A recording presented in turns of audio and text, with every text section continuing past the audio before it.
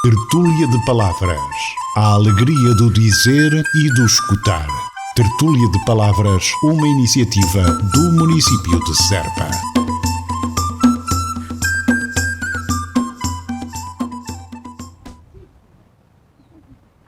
Olá, hoje vou começar-vos por contar um conto que se chama O Diabo e a Sogra. E este é o conto da Tertúlia de Palavras de janeiro de 2022. E diz-nos este conto. Havia uma estalajadeira, tinha uma filha muito namoradeira, mas para casar ninguém a queria.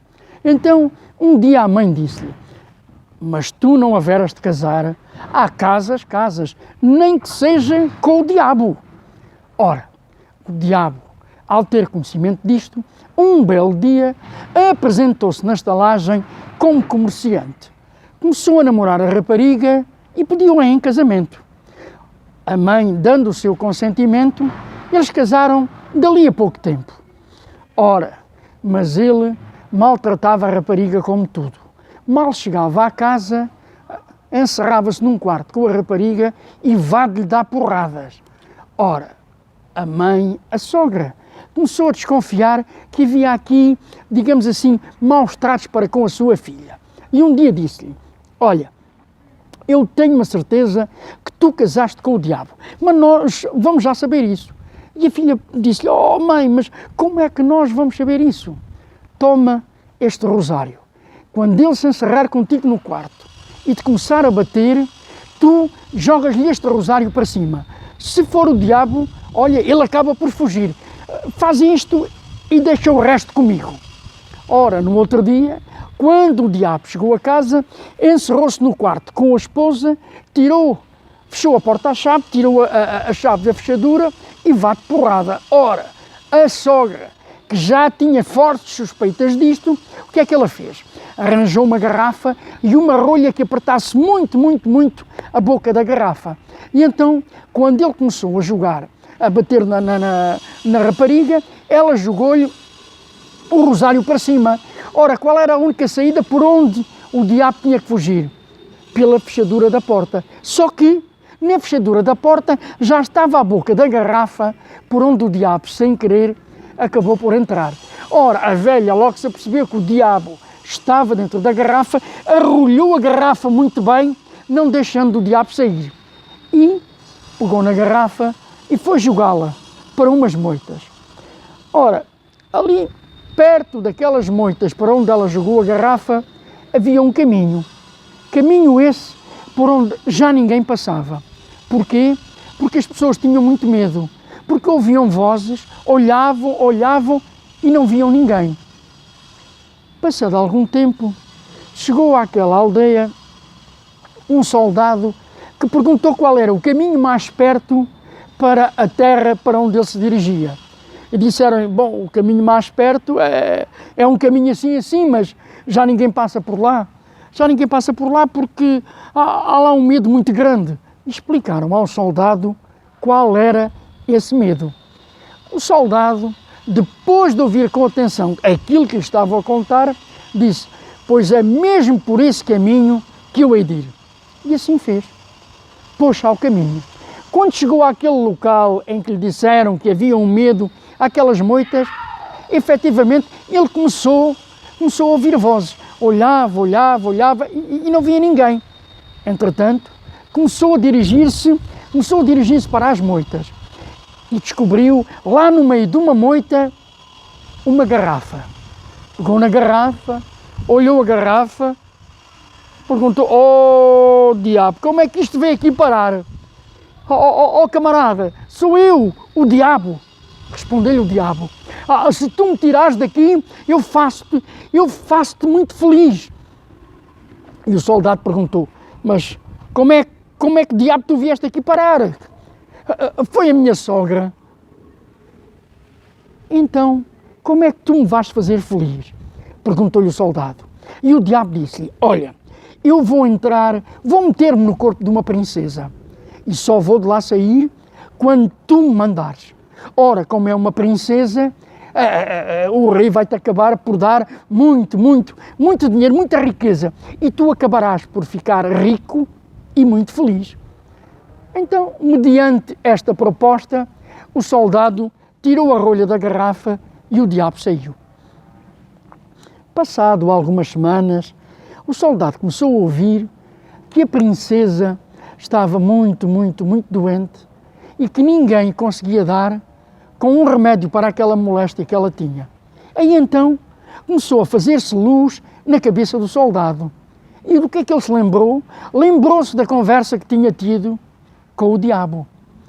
O soldado dirigiu-se ao palácio, chegou ao pé do rei e disse-lhe: eu consigo curar a princesa, mas tem que me dar uma certa continha.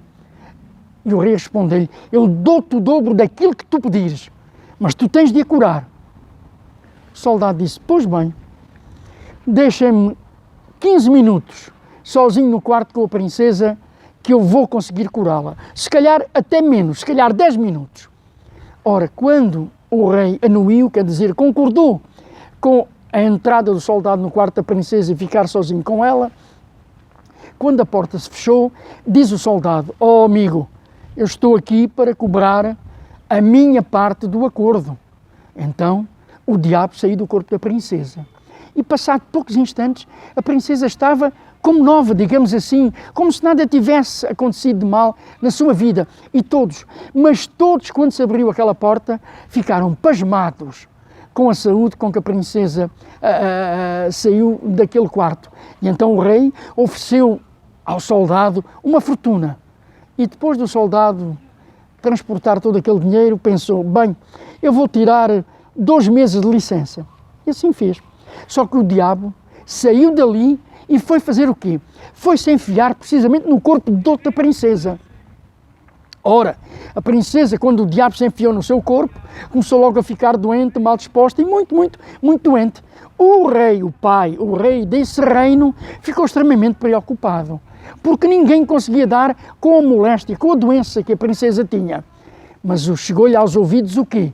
Chegou-lhe aos ouvidos que num reino ali perto havia uma princesa que tinha sofrido daquela moléstia, uma coisa parecida.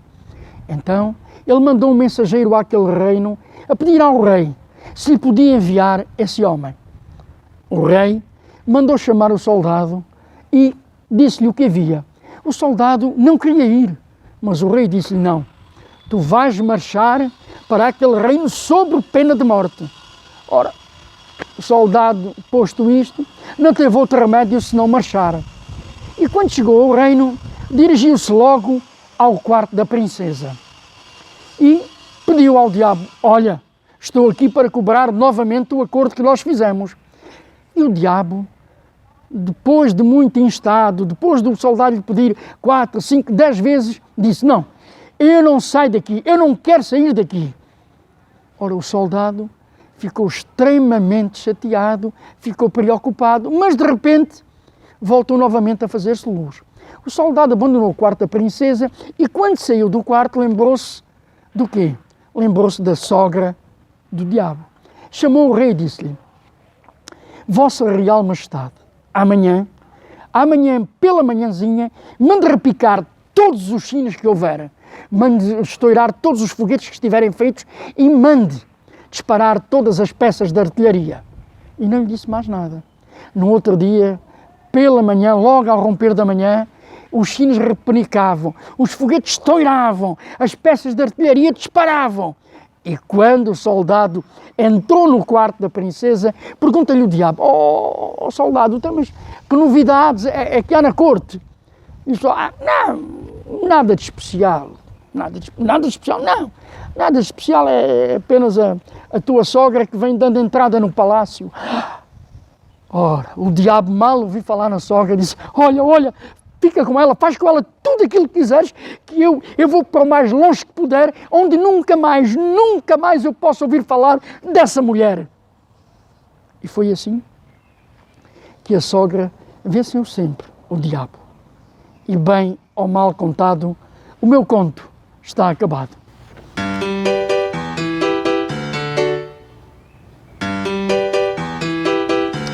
Ora, e porque as senhoras têm sempre a primazia, vou dizer-vos um poema da Dona Esmeralda Pereira que se chama A Vida de um contrabandista. E o mote desta poesia diz assim: quando eu ia ao contrabando, no meio da noite escura, passei horas de tormenta, triste, cheio de amargura. Nas noites longas de inverno, em tempos que já lá vão, para ganhar o meu pão, contrabando fui passar. Mas passei frio de rachar, com o meu corpo molhado, mas já me sinto cansado. O tempo vai passando.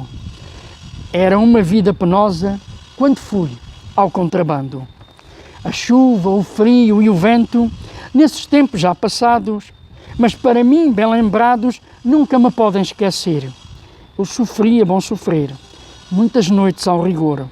Hoje lamento a minha dor de passar vida dura, quando eu ia para a Espanha no meio da noite escura.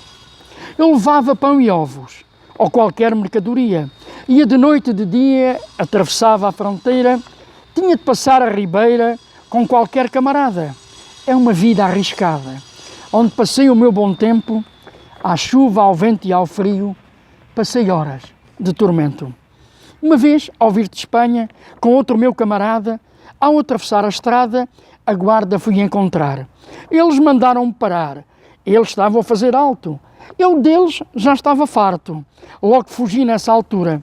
Para não me deixar prender, passei horas de amargura.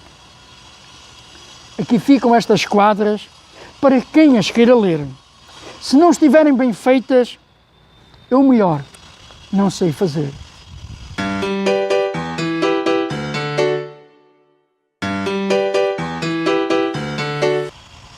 E agora, um poema de um grande amigo que já desapareceu do mundo dos vivos, o mestre Romão Moita Mariano. É um poema que ele fez em homenagem à fábrica dos chocalhos na vila de Alcáçovas. E chama-se esta poesia Os Chocalhos. Na montanha, nos vales, nos atalhos, nas colinas, nas lesírias, são os tamanhos, ouve-se o som melodioso dos chocalhos, anunciando a chegada dos rebanhos. A solidão dos campos, quem diria que aqueles sons tão puros, tão musicais, vêm transmitindo a paz e a alegria que se reflete nos próprios animais. E quando a tarde cai e o sol se esconde e o lusco-fusco silencia o povoado, há ainda uma esquilinha que responde, talvez um cordeirinho mal deitado. E os toscos instrumentos tão humanos, feitos de ferro e cobre e muita arte, fabricados nesta terra há muitos anos, vão vibrar pelo mundo, em toda a parte.